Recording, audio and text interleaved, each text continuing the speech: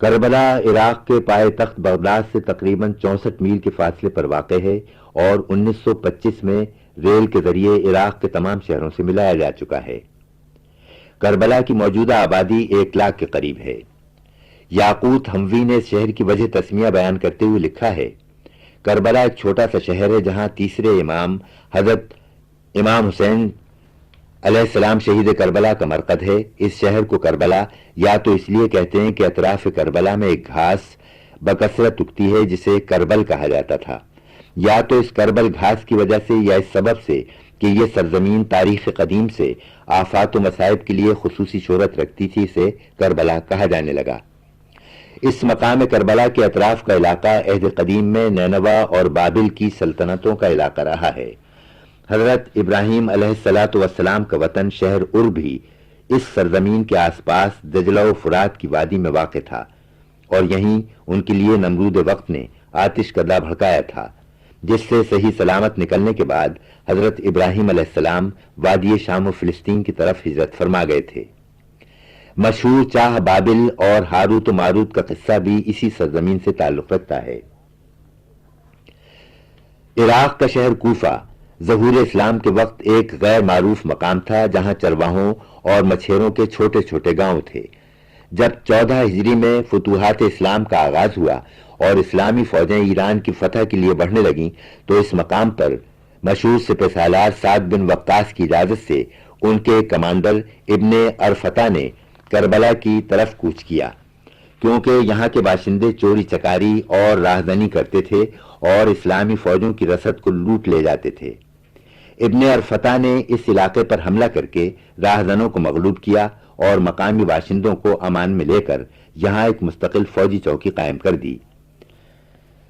مگر فرات کے کنارے یہ دلدلی علاقہ تھا جہاں کربل نام گھاس دور دور تک پھیلی ہوئی تھی اور مچھروں اور کیڑوں مکوڑوں کی کثرت تھی۔ اس مرطوب آب و ہوا سے مسلمان فوجی بیمار ہونے لگے۔ غالباً ملیریا کی وبا پھیل گئی۔ جب یہ اطلاع حضرت سعد ابن وقاص کو ملی تو انہوں نے وہاں سے چوکی اٹھا لی اور کوفے کے مقام پر کیمپ لگانے کا حکم دیا۔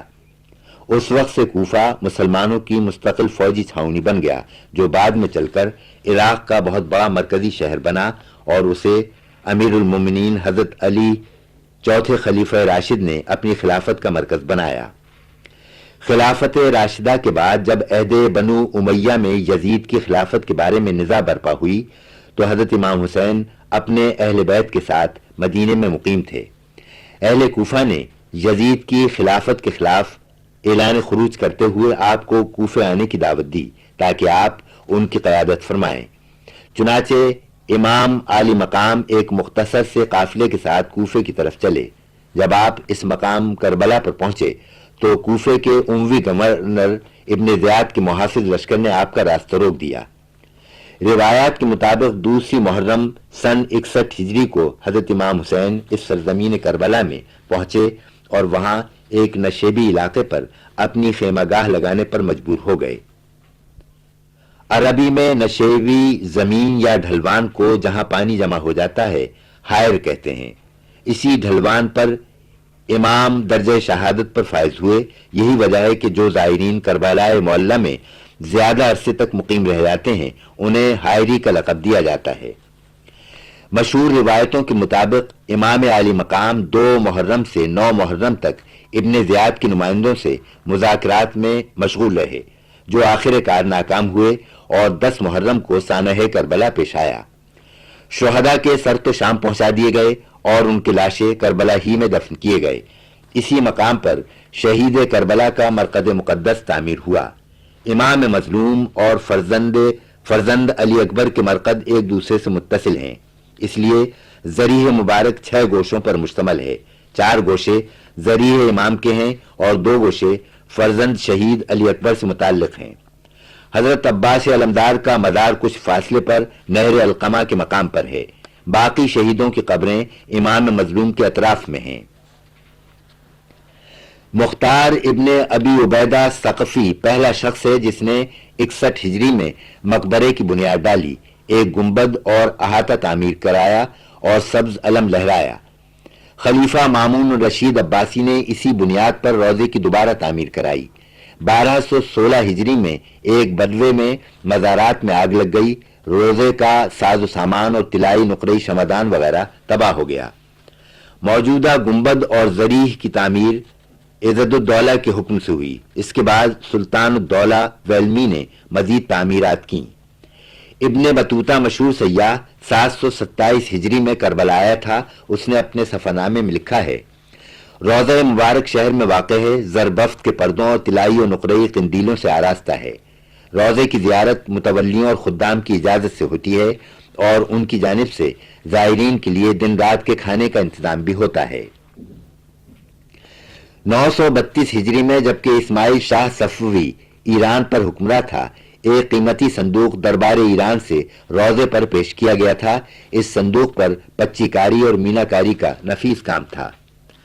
1331 हिजरी में आकाई सना खानम ने एक जदीद और बुलंद तरीन संदूक पेश किया। अब कब्र मुताहर पर 5 जरीहें फौलाद, चांदी और सोने की नस्ब हैं।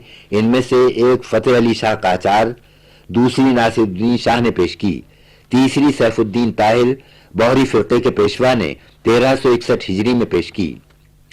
जरीह मुबारक का तूल 5.50, अर्ज 4.50, बुलंदी 3.70 मीटर है। 16 आईने तिलाई मुरस्सा जरी के गिर्द लगे हुए हैं और मोहतशम काशानी के 12 बंद जरी के अतराफ कंदा हैं। मौजूदा गुंबद इज़्ज़ुद्दौला के हुक्म से ईरानी टाइल्स से बनाया गया। बाद में नादिर शाह ने इस पर सोना चढ़ाया। फतेह अली शाह के ज़माने में तिलाई काम की तजदीद हुई। सहन पहले छोटा था, बाद में बतदरीज इसकी वसअत में इजाफा होता रहा। सहन मुबारक में 7 दरवाजे हैं। सन 1366 हिजरी में यज़्द से संगमरमर बड़ी मिकदार में लाया गया और उससे रोजे के दालानों और सहन की फर्शबंदी हुई। 1276 में नासिरुद्दीन शाह के हुक्म से गुंबद पर तिलाई काम कराया गया। करबला इराक का शहर है और वहां की जबान अरबी है, मगर करबला के लोग फारसी भी समझते और बोलते हैं और ज़ायरीन को बड़ी सहूलत हो जाती है। करबला दर हकीकत ज़ायरीन का शहर है जहां हर मुल्क के लोग, खासतौर से ईरानी ज़ायर बकसरत हैं।